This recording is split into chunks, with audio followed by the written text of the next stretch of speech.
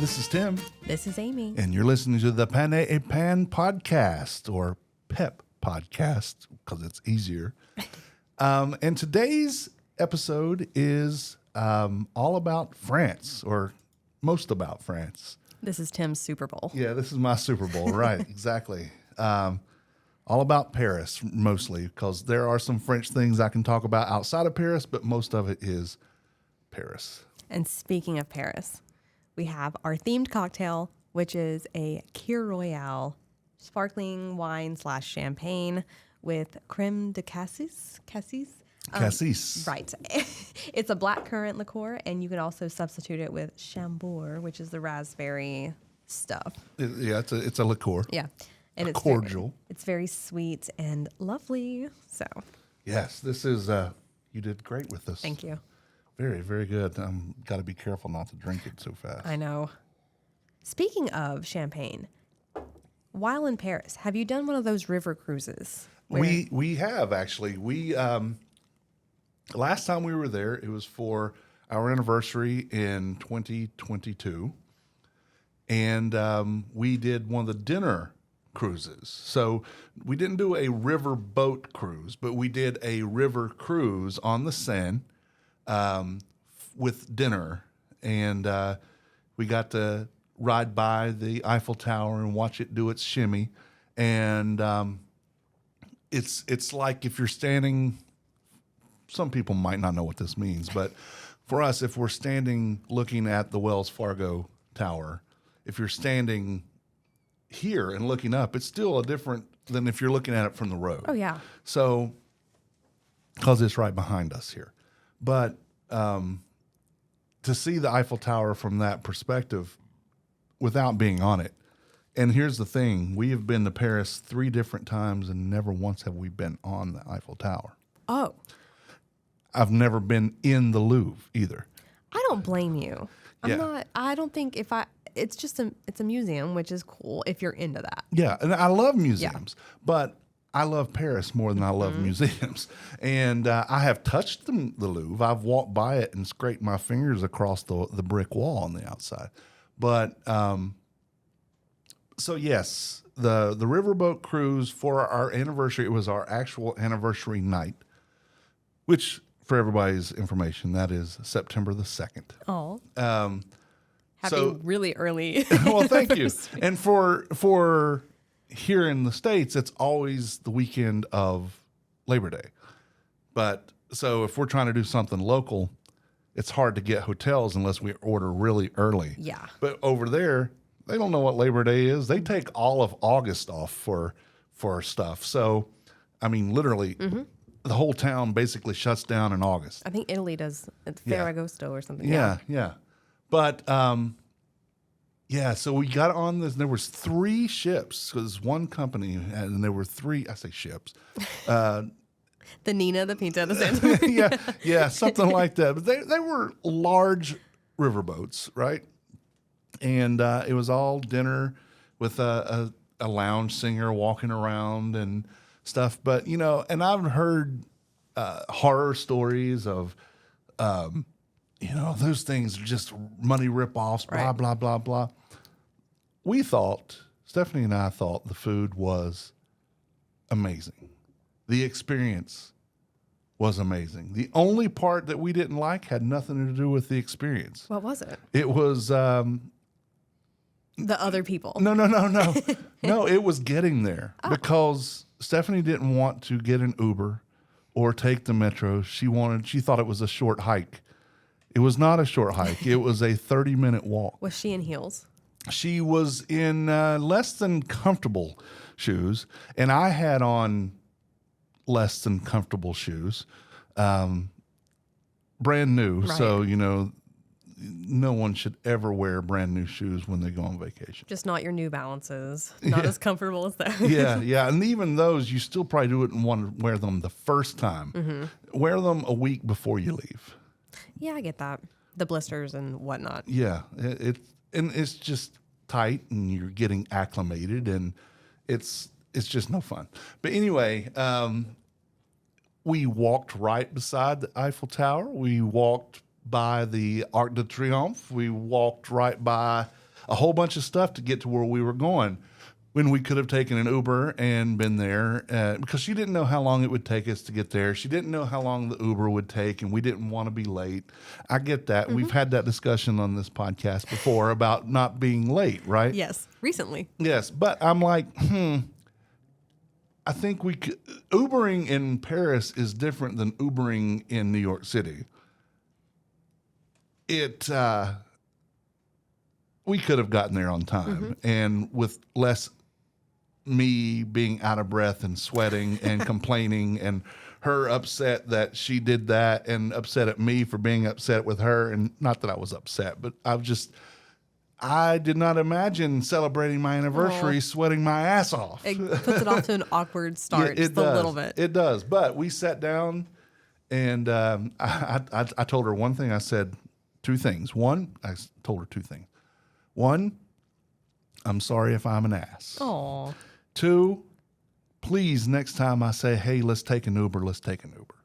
It's just Let's compromise. It's a whole lot easier. We could have bypassed all, because she wasn't having a good time with it either.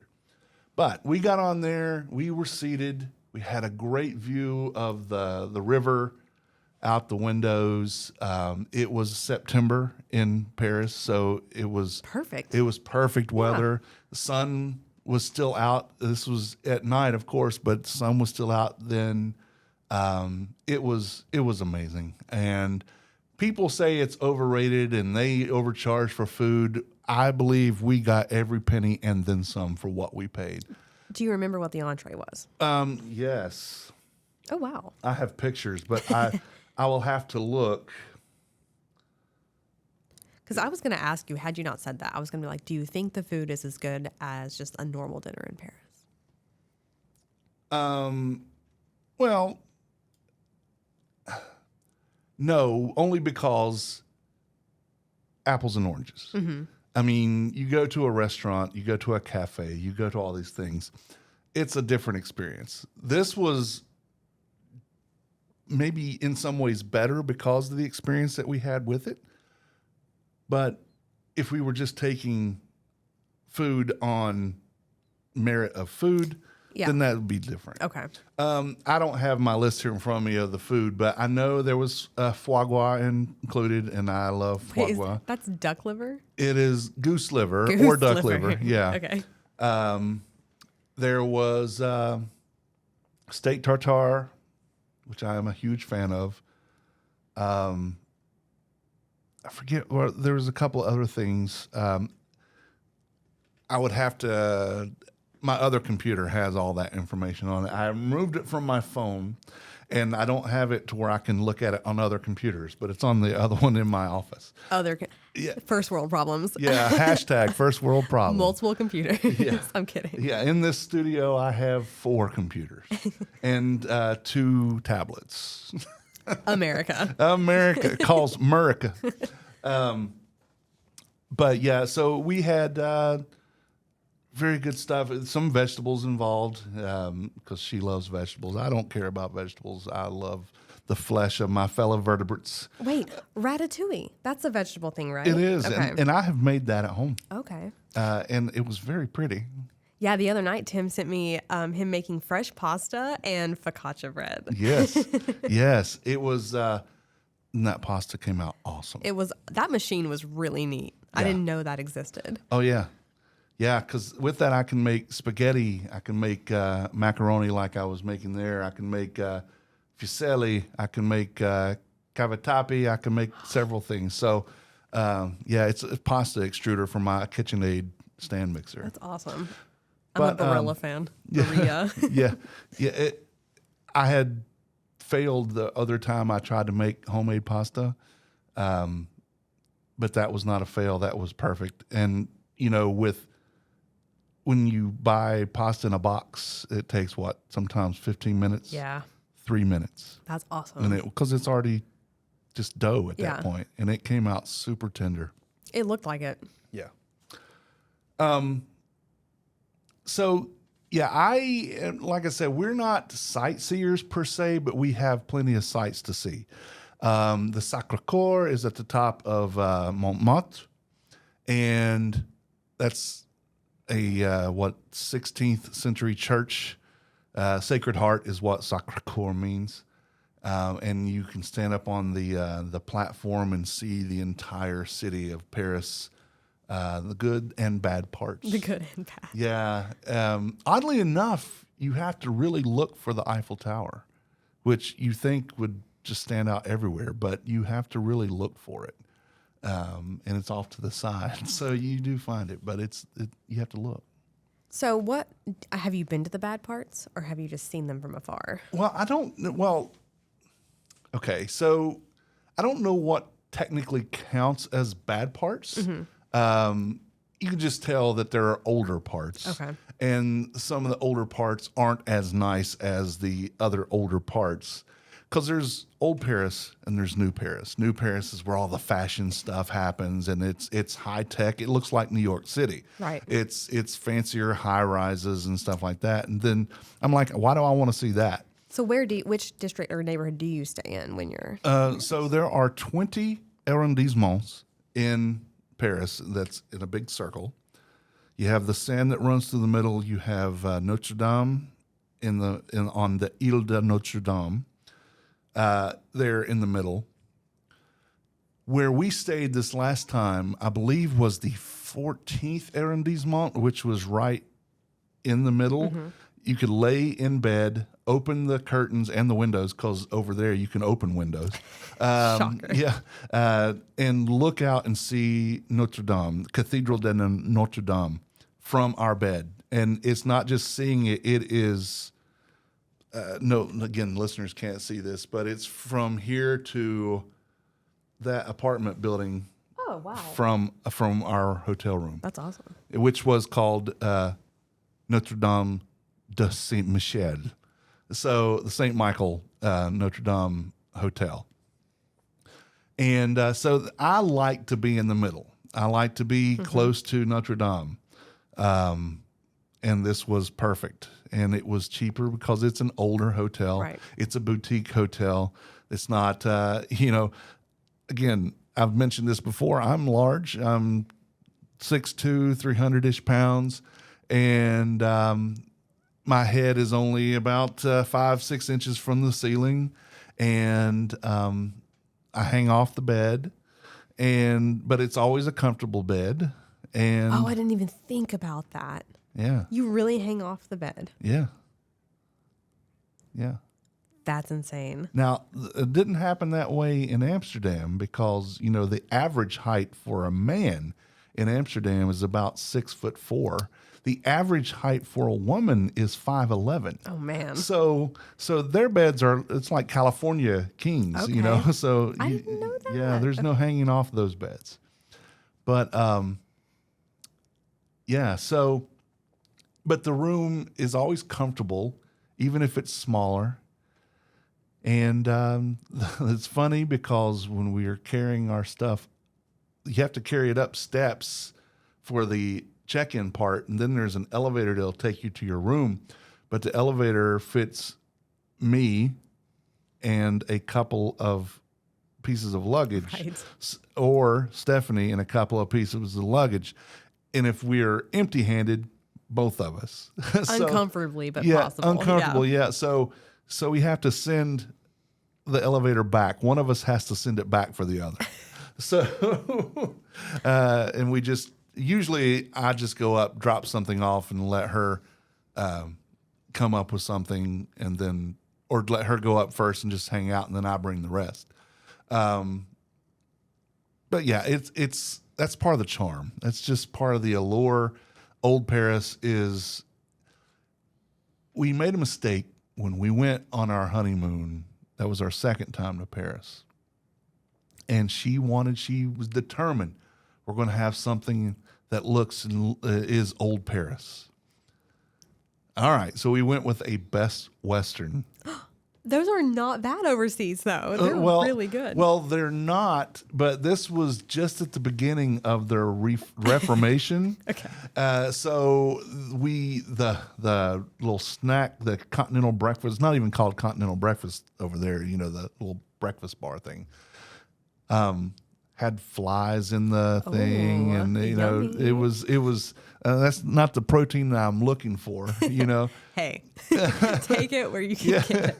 I guess, but it was the Wi-Fi barely worked. It was not great. Now the place we stayed, we played the D'Orsay, not D'Orsay, something the Opera the first time, and it was in the Opera District, and Is that a little bit below Montmartre? it's a south west from Okay. Montmartre. Yeah, I'm trying to think of Google Maps, and I'm like trying to put all this Yeah. together.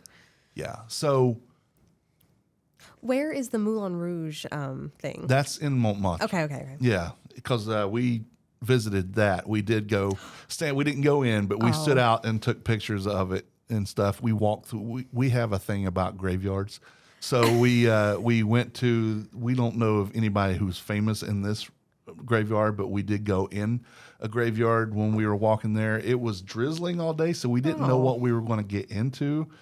We didn't want to. We wanted to be somewhere we could duck in if it started to rain, but it never did. It was just misting and drizzly. But yeah, we did go to the Montmartre part. So you haven't been to like a Moulin Rouge dinner, and that does look fun though. Yeah, it does. But it's one of those things too. It's like museums. Right. We can spend our time doing that, or we can still be out exploring. That's a very touristy thing to do too. So Yeah. I don't blame you. And the way we look at it and why we think this way is if we were over there for like a month, absolutely we'd do all those things. We would go to the Louvre, we'd go to all that. But generally we're there for 6 days or less. And those 6 days are filled with a lot of food and just what can we see? Where can we go? That's outside that we can move to one thing or another. Not saying that any of those things are bad because they're tourist attractions for a reason. I would love to see the Mona Lisa. Right. We did go to the Rodin Museum and sat next to the Thinker. Not this time, but the time before. It was one of the last things we did in Paris. We went that day to the Rodin, the Thinker, the statue. Okay. Yeah. And he's famous for a couple other things too. The Kiss and the Thinker. And both those are huge and they're outside. But we didn't pay to go in. It was like $5 to walk through the garden where you get to see all the sculptures, or $20 to go inside to see like the art stuff. We walked through the garden and then left. A rainy day, museums are great, right? Yeah. Like, what would you do on a rainy day in Paris? Well, funny enough, when we were at the Rodin Museum, it was kind of a rainy day. We walked by the Invalides, which was like the old police invalids? or the invalids, but it is Invalides. It was like Napoleon's where he commanded his troops. Okay. It was like a fort basically, and but for rain. It's like, is it raining or is it drizzling? If it's drizzling, I'm like, I can handle that. If it's misty, and if it's just rain, then we find something else to do. We might buy a poncho, you can get for €3 and walk around with that. But I sweat so bad in those because it's like wearing a trash bag, and we don't have an umbrella. You can sometimes borrow them from the hotel. But if you're carrying it all day, it's just I don't like carrying anything. I am a different person on traveling than I am at home. You will not find me wearing a man purse here, but I do have a carry along. It goes across my chest because pickpocketing is huge in Paris. That's what they say. And these are locked, so you have to, and it's you can't use box cutters and stuff on it either. It won't cut through. So slash proof is what they call it. So Lock tote. I think they were on Shark Tank. I kind of pricey. I invested in it for Italy, and it's like these duffels, locking duffels, and they have wire running through the straps and everything. And it's not Kevlar. Kevlar. Yeah. So it's impossible. That's what to they make bulletproof vests out of. Yeah. It's worth it. Worth peace of mind. So you can put it on your back and not really worry about people. Like, yeah, it's amazing. Yeah, and mine comes across the front. Okay. It's actually very comfortable. And I have man friends who wear those here that I know people look at them funny. But, we carry the same shit in our pockets, right? So I like to have all my stuff with me. I carried my phone and camera equipment and microphones and things and did not want that stolen. Nope. So I knew where it was. It wasn't on my back, it was on my front, and I would see somebody messing with that. Yeah. And they would have to undo all the lock stuff. I mean, it wasn't like combination lock down, but it was, you had to go through a process to get it open. So, it's also waterproof. So, I mean, I don't have to worry about my phone and the fuzzy microphone covers and all that stuff, something happening with that, and just go on, and we just find something else to do. It was, it's perfectly fine. And a lot of them have the RFID blocking too. Yeah. So that you don't have to worry about people getting your credit card information, Right. passport information. So Yeah, technology is wonderful. Yeah, it's worth it. Now, have you been to the Palace of Versailles? I have not been to Le Palais de Versailles, There. but I haven't been only because that would require leaving Paris.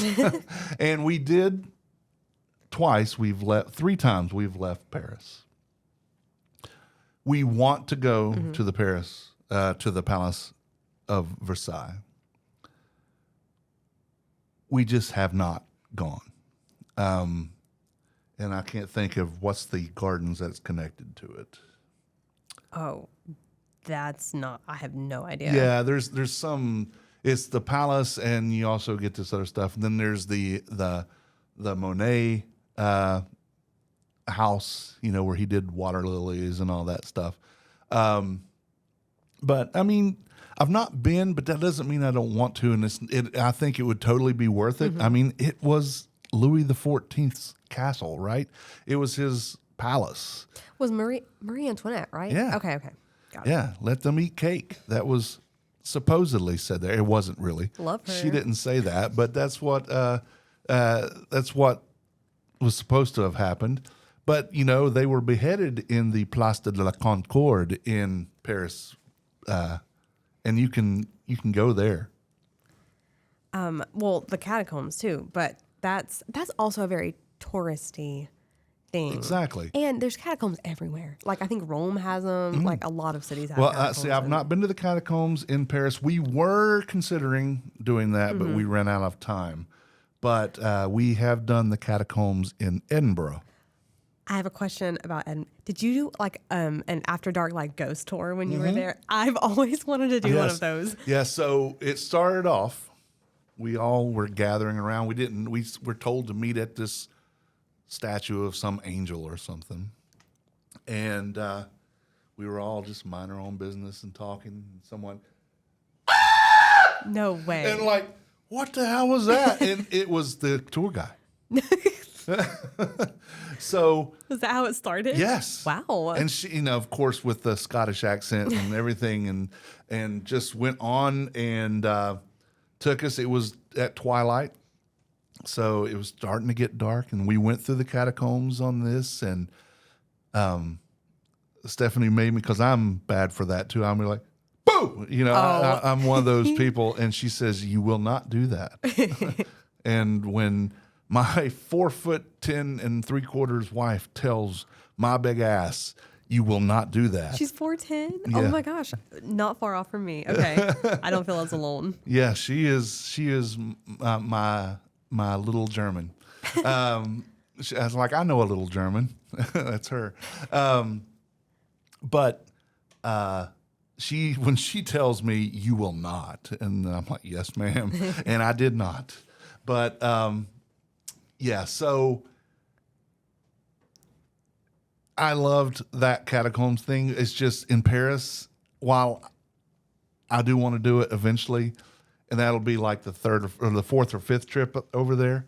It's not ever been high on my list, but it is high on my would do list. Now, are you like a wake up in the morning and go get a pastry from like a bakery kind of person? Yeah, so there is. If we go back, I want to stay at the same hotel we just stayed in, the Notre Dame de Saint Michel, or Saint Michel de Notre Dame. I don't remember whether it was. It was right outside Notre Dame, and it was the Saint Michel or Saint Michael area. Shout out, sponsor us, please. Yes, please. And down the street is, God, what's it called? McDonald's. No, no. I saw people eating Subway and McDonald's sitting on and they were Americans. I'm like, what is your problem? I'm so guilty. McDonald's in Italy was amazing. Well, I'm sure that McDonald's in Paris, because I walked in to see if it really was a Royale with cheese, and it was. Well, yeah. Brief side note, and then we'll get right back to Paris. Let me just tell you. The double chicken barbecue. It's 2 McChicken patties, lettuce, barbecue sauce. Best thing I've ever. Oh, with cheddar cheese. Best thing ever. Anyway, continue. Back to the bakeries. Yeah, but I'm like, I don't know. But there was, it was called, and I looked this up just earlier. It was a little cafe. It was very tourist-ish, but it was also in Paris. So we walked down there and we sat, and it was you could get something with eggs, and it was mostly scrambled. You didn't have any options with your eggs. It was you get scrambled eggs, and then either a croissant or a pain au chocolat. Your choice of one or the other. Some jams, butter, and that was it. Marmalade, yeah, marmalade, Lady Marmalade. yeah, and that was it. And orange juice, and included with that was either a cappuccino or just an espresso. I love a good cappuccino. Yeah. And it's like a real one. And I think, I don't know how it is in France, probably the same. But in Italy, they don't drink those after lunch because the milk is not good for your digestion. So if you go to Italy and order a cappuccino after lunch, you look like an imposter.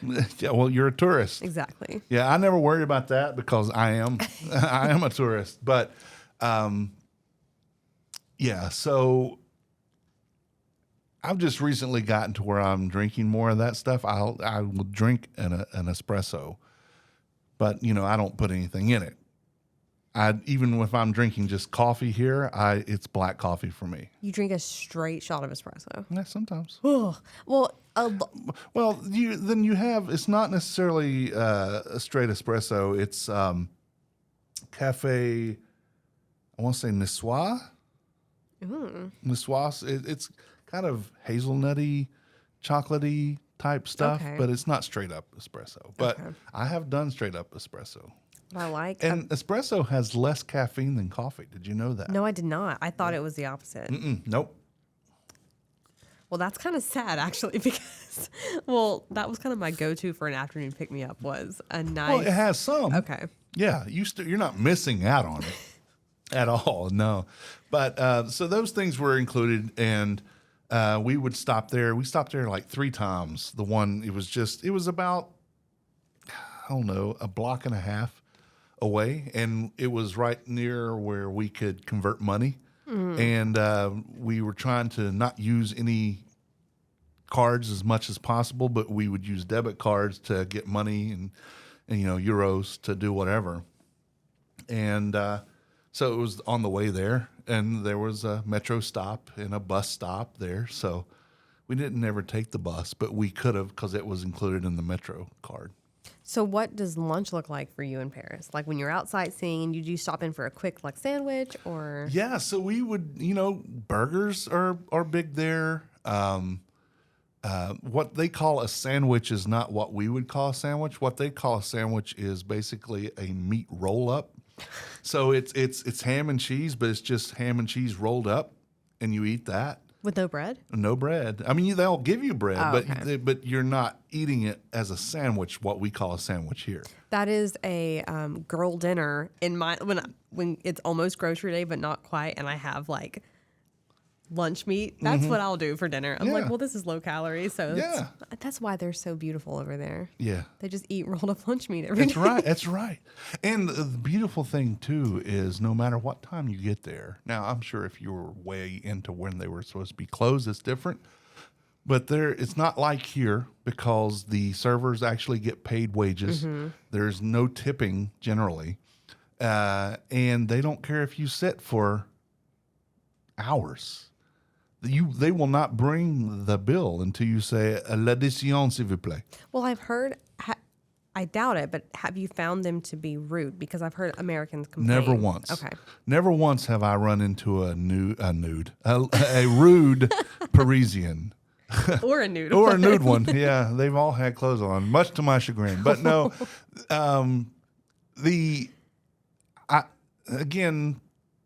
I can be a little scary looking if you don't know me. Once you know me, then you realize that I'm just a teddy bear, right? But you go in and you attempt to speak their language. Bonjour, ça va, which the answer is ça va bien. You just attempt, and they'll realize really fast that you are going to end up screwing up their language. So they just tell you, how can I help you? and you go on, but they are a proud country. If you walk into a room full of people and it's like a party or something like that, I haven't done this, but this is etiquette. When you go in, say there's 7 people there, then you get there. Bonjour, bonjour, bonjour, bonjour, bonjour. All 7 people get a bonjour. When you leave, bonsoir or au revoir to each person. Oh, wow. Each person is addressed because you don't leave anybody out. And that's proper etiquette for that. So, yeah, they're very proud, and they're proud of tradition. Now, once you get past all that, then you can cut up and let loose, whatever. But you've got to start off at least with respect for their traditions. No Irish goodbye there. No, no. That's what I like to do. I would offend everyone in France. Yeah. So, no, I've never seen rude French at all. Everybody has always been nothing but nice to me, which is, again, maybe I intimidate them, but they shouldn't be intimidated by me. I look at it like I'm going to somebody's house. And if I'm going to your house, I'm not going to go in and start demanding you do things the way I'm used to. Even if I go to a party, I'm like, what do I need to bring? Not what are you doing, so I can enjoy it. It's the same thing for Paris. Is when you walk in there, it is, how am I supposed to act here? And then whenever they see that you are trying to do that, then you are accepted as part of the French people, I guess, or at least customs at that point. So you are more likely to be treated with respect in return when you are doing that for them. Fair enough. I agree. I mean, just basic human humbleness and dignity. Humility is the right word, not humbleness. Yeah, well, you're right. Yeah. Treat them with dignity, and because, again, it's their home. This is their place, not yours. You are definitely a guest. And it's a much older place than our home. Oh, yeah. Well, there are H&M stores in buildings older than anything in this country. that's really a good point. Yeah. Well, I know I know you've said to me that you've never been to the top of the Eiffel Tower, but your opinion on the Eiffel Tower, do you think it's a little overhyped, or is it? No, it's one of the most beautiful things in the world. Okay. Especially because after, I think it's after 7 or maybe 8, maybe even 9, every hour, it lights up anyway, but every hour from 9 to probably 1, it does what I call its show off session. It has all these lights just going crazy. And this year it's going to be even bigger because the Olympics are in Paris this year. So I didn't even think of that. And Notre Dame's supposed to be reopened. Why aren't you going? I'm money. I know, that's a lot. Yeah. But it does its little shimmy, and I think it is one of the most beautiful things ever. If it's lit up, if it's not lit up, if it's early in the morning, if it's you can barely see its silhouette in the darkness. And reason I think that is because it means if I'm looking at that, I'm in Paris. That is true. I mean, well, speaking of Notre Dame, I know we talked about that a little bit. Wasn't there like a big fire? There was in 2019. Have you been there since and seen Well, it? we went twice before it burned. Okay. And with us staying there this last time, it's fenced in, but they have been working round the clock, nonstop. All the fences are wrapped in like cartoon paper that's all in French, so you have to either just deduce what's happening or use a translator or something, but it's telling you the story of what they're doing. Oh. But it's all cartoonish and kind of funny. But, I mean, we're fixing this up. We're going to fix it up. It's going to be back. Because world leaders, because at Notre Dame, I am the least religious person you know. Right. But I have been, again, twice to Notre Dame and stood in front of it. One of them, Easter Sunday.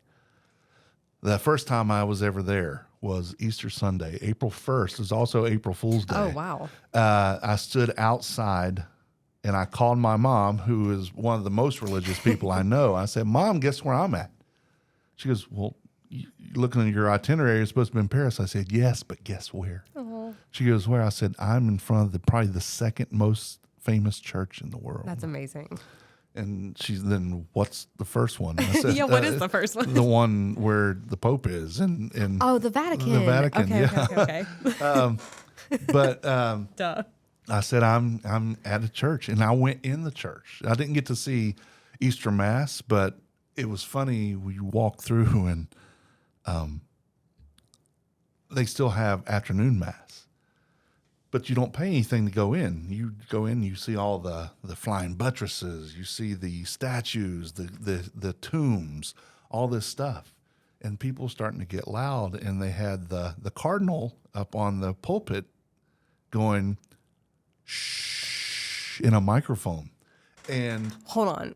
Side note, you don't mean an actual, like a cardinal because what came to my mind was a bird. no, Okay. no, like a religious figure, the cardinal, like a bishop or something. This is Catholic, correct? Yeah. Okay, yeah, no, I wasn't. Okay.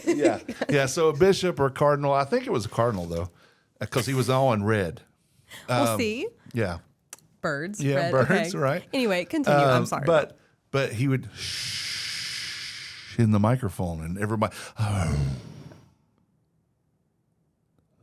What? Everybody could go back to it, but because it was Mass is a time of reflection. Okay. And he wouldn't just because people were talking, but it had to start getting loud, and he would do that, and people would listen. Wow. Yeah, but it was cool. That does sound awesome. But Notre Dame, it did. The spire collapsed. The body of the building, very fragile, but it withstood all that. All the stained glass made it. It good. survived. None of that went out. Really, the only thing that burned was the roof and the attic, everything in there, and then the spire collapsed. But they're working on putting that back up, and they have worked again round the clock to do it. I've watched several documentaries on the rebuilding of Notre Dame. So That was an exceptionally. I remember one of my coworkers was very upset that day because she had studied abroad in France and she was older, and so it was such a sad thing for her because that was one of her favorite things as a young adult. So I felt so bad for her when that was happening. That's one of the main reasons I remember that even going on. So yeah, it was. I believe it was a Wednesday. I think it was, because I was at the last location I was at doing podcasting. My mother called me and told me, and I sat there and I cried. Oh, I'm not afraid to say that I cried. I mean, again, I'm not religious at all, but it's a spiritual movement that happens when you're standing there. And there's also the what they call Pont Zero, and it's a little spot which happens to be the actual center of Paris. And tradition says, if you stand with one foot on that and then walk around the circle, you will come back. oh. And I've done that twice. So, and you have been And I back. have been It back. works, people. Yes, yes. So, yeah, Notre Dame is an amazing thing, and the fire was tragic, but it could have been a whole lot worse. It will be back and as good as ever. It'll be more fire resistant next time. I bet. Yeah. On a happier note, a night out in Paris after dinner. Yeah, so we're not big nightlife people, but The man who ate the town is not a big nightlife person. well, nightlife after dinner is usually, Lord God, I got to get back home and go back to the hotel because I've been walking, my back hurts. Fair. You know, but even here, I'm not much of a going to clubs and stuff. If I'm playing in the club, then I will go to the club. I'm not much Playing. Oh, a DJ? No, I'm a musician. Like, what do you mean playing in the Not club? in the club, but in a music venue. Well, you did want to be a DJ. I did. Yeah. Yeah, a radio DJ, yes. That's why I own a radio station. See. But if I'm playing, that's different. If it's something, if I'm out with friends, like at their house, we'll stay out late. But here's a maybe not as known thing about Tim is I don't like being around a lot of people. I would have, honestly, that's surprising to me. I love being in front of people. I love being part of something big, but I don't want to just be a person in the crowd. I've never liked that. I don't go to movie theaters because I don't want to be in the dark with a bunch of people I don't know. No, I get that. I'm not the biggest movie theater person either. Yeah. But so nightlife to me is wandering our way back to our hotel, which in itself is what we enjoy, right? So we've eaten and we either get on the metro or take an Uber or whatever. But even with that, you get to look out the window Yeah. and observe things that are going on in Paris. And again, I mean, it's corny. I know it is, but Stephanie and I, if we watch something that's about Paris, both of us, No, it's not corny. well, some people might think Right. it is, but thank you for thinking that. I am with you on that because I'm the same way with Italy. Like, Yeah. Yeah, but it's, I don't know. It's being in Paris to me is the entertainment. So that's what I'd rather do. A thing, I mean, when I've been to Italy, one of my favorite things is just sitting at like a cocktail bar that I find, it's just a different experience than it is here because it's just not a party scene. Right. It's really not. And it's just more of an evening, like chill out type of thing. And I mean, I like to find the like super artistic-y cocktails, like craft cocktail things where they hand you like a drink in a hand. Yeah, yeah. And stuff like that. It's just fun. And the bartenders speak enough English. They have enough tourists stop in and they have to. And so if you're traveling alone like me, it's fun to just do that at the end of the night and make conversation with people. And I have so many people on Instagram that I followed from meeting in places like that. And it's just fun. I don't know, but it's just not the same as here, though. It's not a wild atmosphere. No. It doesn't get rowdy. And there are places, I mean, you can walk by and see people acting up and stuff, but it's still tamer than here. There is a little place outside. I don't even remember the name of it. I won't have to know the name of it because it's right outside the hotel. And right outside our window, we can open the window, like I said, and look out, and there they are. But back in 2022, I had full beard. I'm talking big beard, Santa Claus beard. Even, in fact, one Uber that we got, and I wrote in the notes, just look for Santa Claus. That's awesome. But I was talking to the people who work at this restaurant bar. It's a tourist thing. Most of the people there are not French, but there are French people working there. And they were talking about my beard. And I said, I call it the beast. And they said, La Bête. That's amazing. And so they would come out because I was there so often, because we would stop in the evenings going back to the room and have a drink. They would put fireworks in my beer. Just stuff that is like sparklers and stuff. Yeah. Or it's not even sparklers so much as the little Roman candles that just come. Those are terrifying. Yeah. So they're just like flames coming out of my beer. But they would, if we were walking by and not stopping, they would even come out, La Bête! That's awesome. La Bête!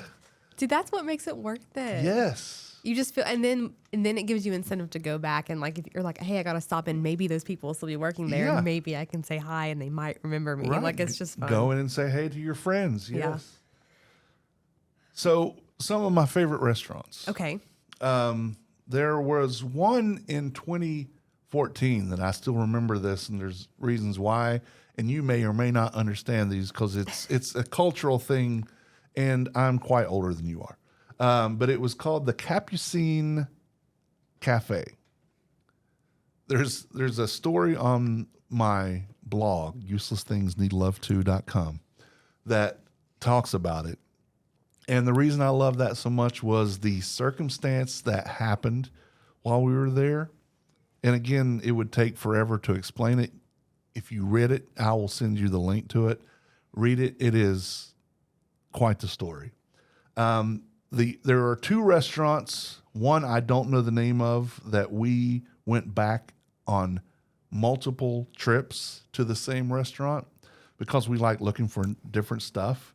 But the first restaurant we ever ate at in Paris, that same April the 1st, 2013, Easter Sunday, we got off of... we got to our hotel, we got on the metro, figured out how to use that, just got off on some random thing out next to Notre Dame, and it's called La Sarah Barnhart. And she was a French actress. Okay. And so it was just named after her. And we ate there. That was our first meal. That's where we had the sandwiches that were rolled up ham and cheese. The lunch rolls. meat. Yeah, exactly. I'm It's cold cut. It's a cold cut thing.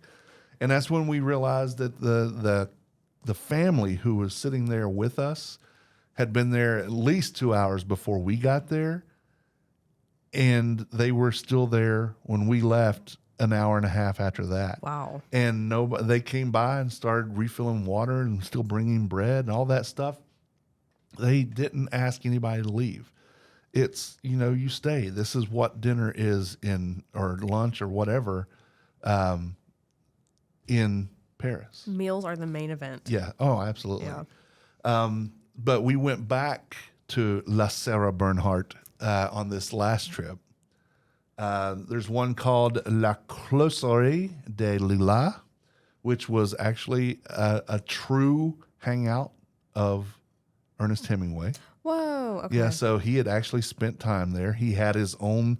They had a nameplate on the bar where he used to hang out. We had special Grand Marnier over there. It was like cask strength, so it was a little more expensive, but we thought it was going to be like $100 or something. Right. But it wasn't. It was only about probably $10-15. Maison Mille. We had some a croque madame there and shakshuka. Actually, have you ever had shakshuka? No. We'll talk about that at another time. Oh, okay. That deserves it. La Mouffetard, which was and Mouffetard is a street in the Mouffetard district where Hemingway actually lived. We were on a mission that day. It sounds like a derogatory slur. Well, it does, but it's not at all. There's markets, bakeries, all that stuff. It's basically a big shopping street. La Petite Sauvage Loup, which means the hungry wolf. Oh. And it's La Petite, not La Petite. It's not petite, it's not small, but the hungry wolf. And I had one of the best burgers I've ever had, and she had, it was a sirloin with charred thyme on top of it.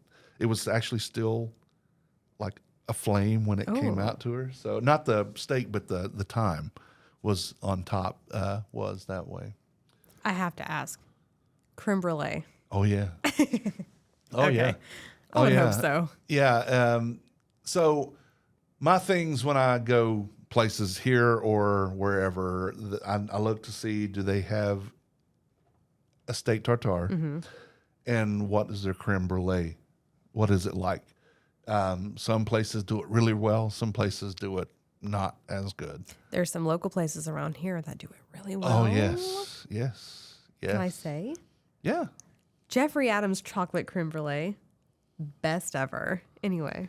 Excellent. I Continue. like the creme brulee and the pot de creme at the Catherine, which is a French restaurant. So. Okay. We're going to have to do an episode from the Catherine. Yes, let's do it. Okay.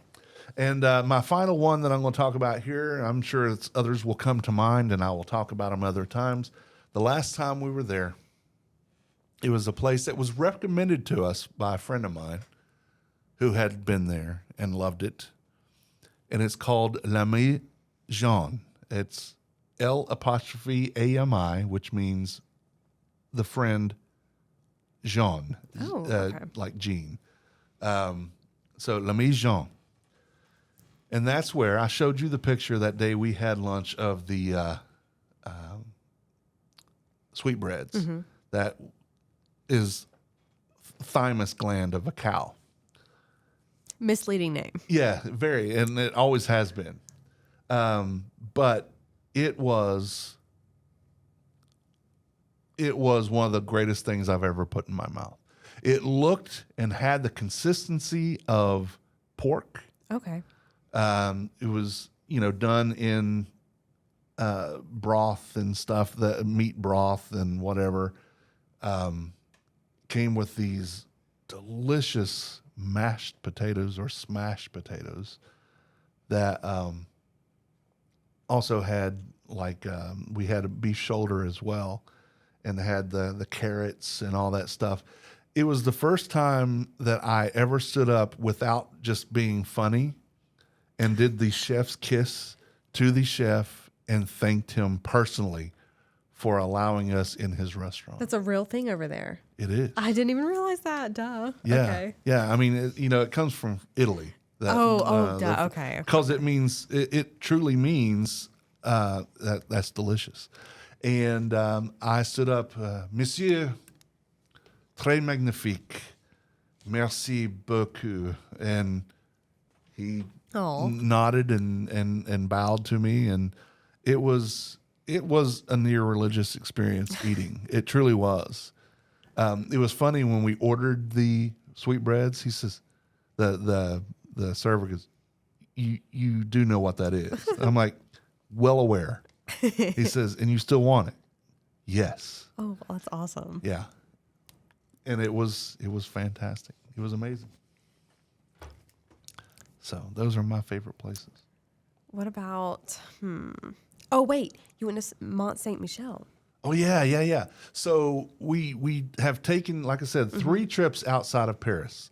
The first trip in 2013, we took a day trip. It was 4 hours to 4 hours back to Normandy, the Normandy region, not like the beaches, Omaha Beach and all that stuff where the World War II happened, but to the monastery called Mont Saint Michel, or the Mountain of Saint Michael.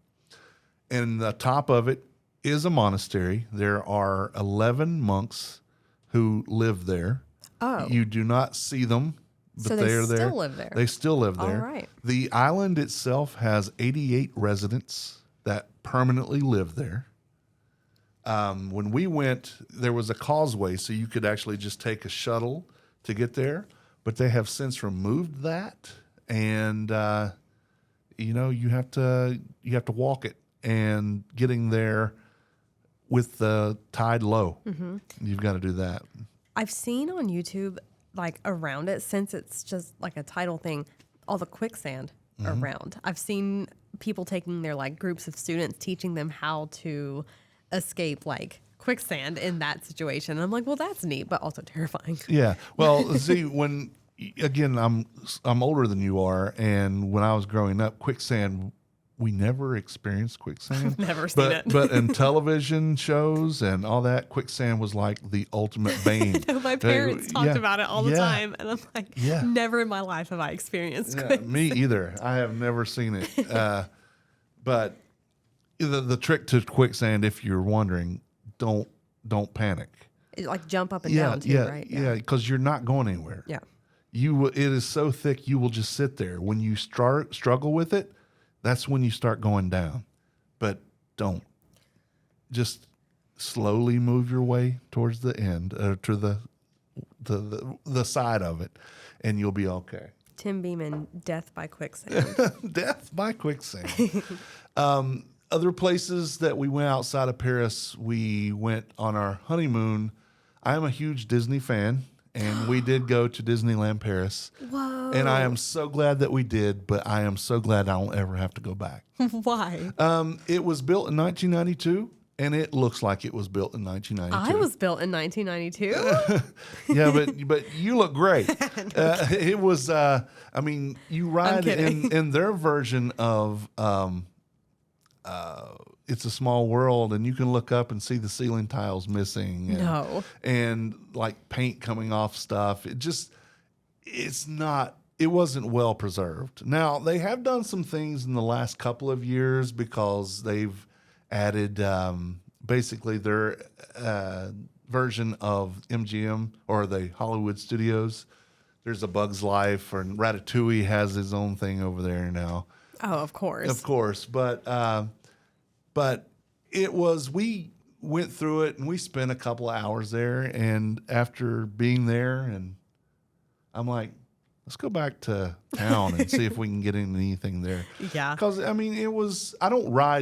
not a roller coaster guy, so I don't ride things like that. We did get on their version of the Haunted Mansion. We rode a couple of other things, a little boat thing, and I'm done. My sister loves Disney World, and she grew up obsessed with Paris and Audrey Hepburn. Like when she was 10 and 11, she had an Eiffel Tower little statue in her room. Shout out, Laura, if you're listening. She would probably, Disneyland in Paris would be her biggest moment in life, probably. Well, when I was a travel agent, I was a travel agent because I was such a Disney fan. Really? What? Yeah. Okay. I was a Disney travel agent. I mean, I did everything, but that was my favorite thing to book. Laura is like crying right now.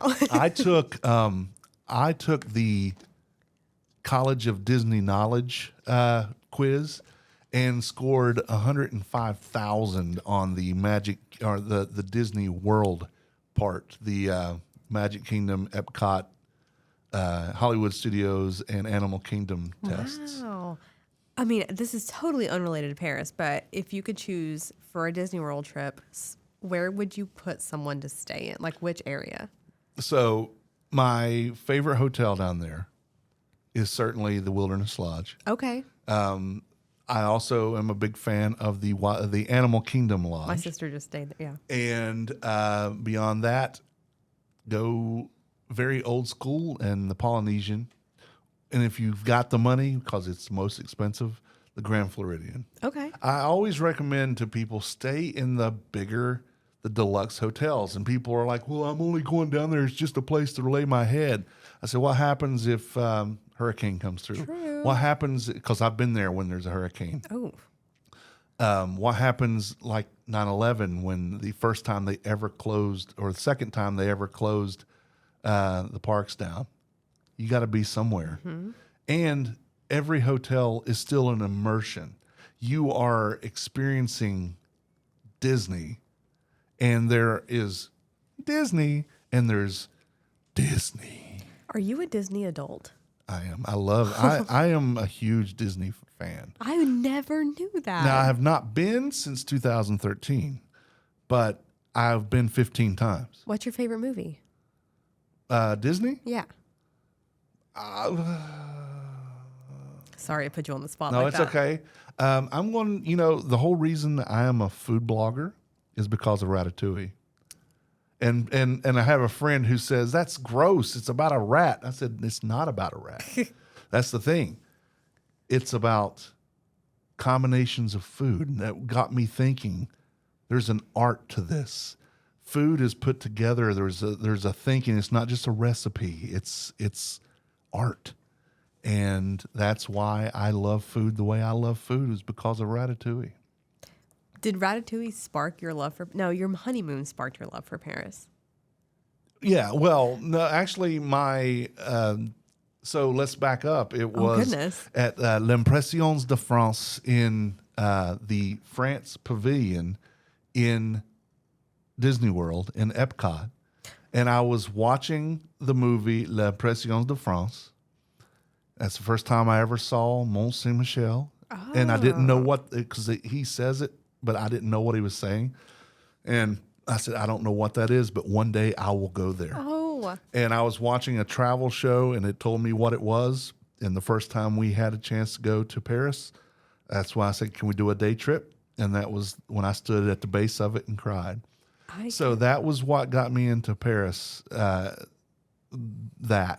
then later on, it just got more and more into it. I have a similar, when I was in the 6th grade, my English teacher had a photo, like a giant photo of the Neuschwanstein Castle. Mm-hmm. And that was before social media was really a thing. That was before we were on the internet all the time. I mean, we had the internet. Back in the dark days? Yeah. Dark ages? Right. And so when you would see something like that, you really hadn't seen it before. It was crazy. And so I remember all of us were like, where is that? Like, is that a real place? And he's like, yeah, that's a real place in Germany. And we're like, what? And so that stuck with me all the time. And so I had a job as a receptionist at a wastewater treatment plant, and there was really nothing for me. I mean, occasionally someone would come in, but other than that, it was just me and Google Maps all day. Mm-hmm. And that's how I started getting into travel and everything. And I remember that picture, and I'm like, I want to see that in person. And so I Googled pictures of castles in Germany because I couldn't remember, and I found it, and that was like the first solo trip to Europe I took, was to see that castle. So I totally get. And that is the inspiration for Sleeping Beauty Castle in Disneyland. Yeah, I mean it's awesome. It's like, was it King Ludwig or something like that? Crazy, I don't know. I really don't know. No. But when you go from like the bridge that gives you the really good view of it, it's amazing. And I mean it's smaller than you think it would be. However, it's still 100% worth it. But no, I get the seeing something and like being like, I will go there one day. So I was 11. Yeah. Oh my gosh. Yes. Okay. Yes. So I was 11 when I saw that for the first time. And I'm like, I will go. I will see that one day. That's awesome. And I did. And it was great. But so back to Paris real quick. I encourage everyone. Paris is not for everybody, but I do think that everyone will find something in Paris to enjoy and to cherish. And I would say, if you have an opportunity to go, even if it's only for 2 days, 3 days, definitely take it. There are tours that can take you through there. Maybe that's worth it. Maybe it's not. I think what's called free independent travel, and free does not mean without paying for it. It means that you're not restricted.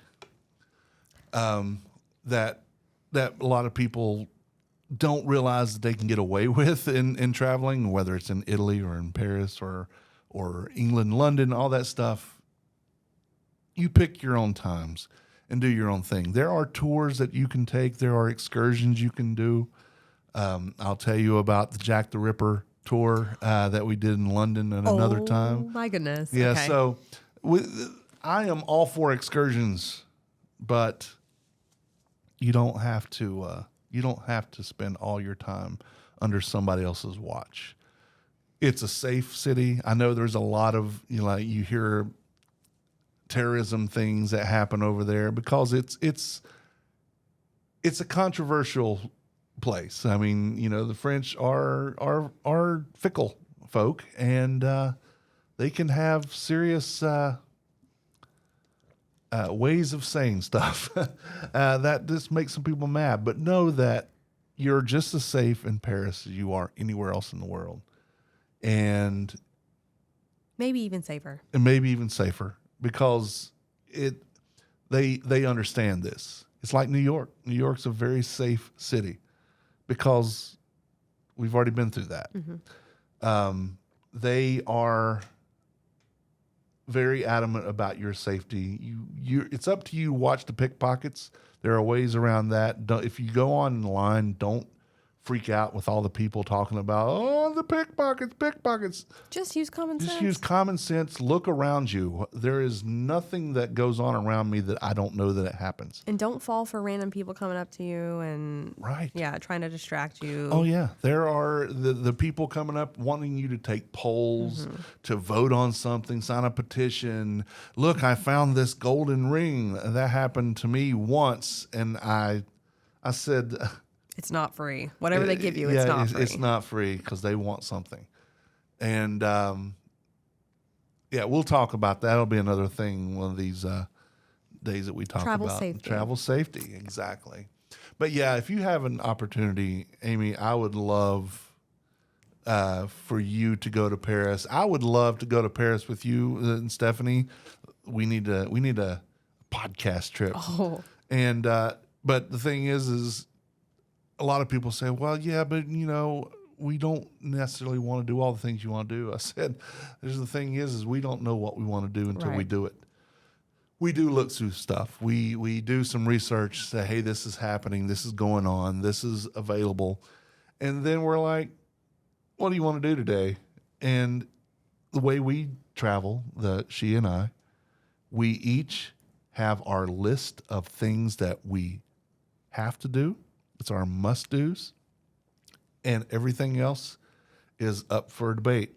And as long as let's pick like a Monday, I get one thing that we do. She gets one thing that we are going to do, or at least try, and then the rest of the day is ours to experience together. Well, isn't the French term, is it laissez-faire or however you pronounce it? Laissez-faire. Yeah, that's where that comes from, right? Yeah. I mean, okay. Well, then there you go. Yep, exactly. Say, was it debonair? Haven't heard that one. Yeah, that's just debonair. I mean, you go do what you want. The savoir-faire is, you got that I don't know what that flair about you is. Je ne sais quoi. That's what I like start singing Hamilton because like the French parts of that's the only one. Yeah. But yeah. So France, especially Paris, it's the way to go. It truly is. I could talk, and we've gone on for over an hour on this.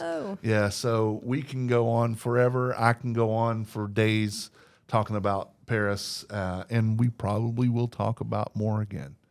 We'll talk more about specific foods and stuff later, but not before we talk about Italy. Ooh, stay tuned. Yeah, stay tuned. Also, my beret. That's right. kidding. You got to watch the video because Amy is wearing her red beret. $12 from Amazon. It's really authentic.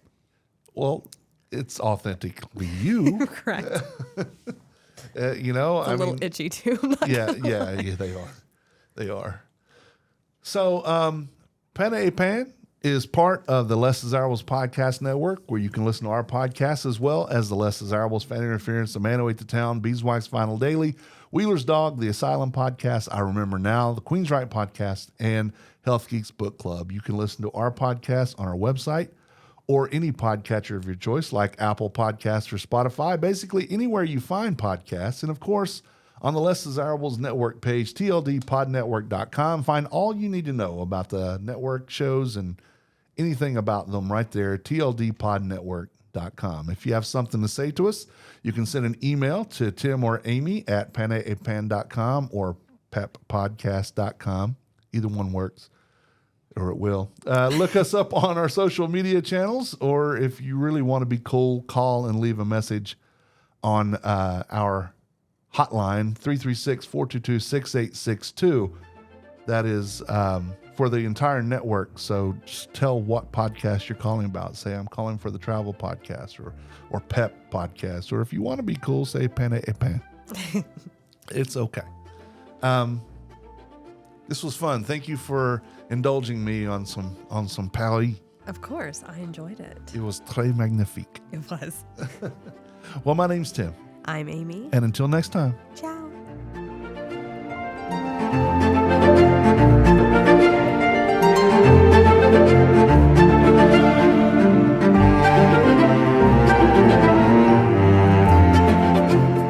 The views and opinions stated on this podcast are solely those of the contributors, so if you don't like it, that's too bad. This podcast is copyrighted and cannot be used without the express written consent of such and such media. We done told you.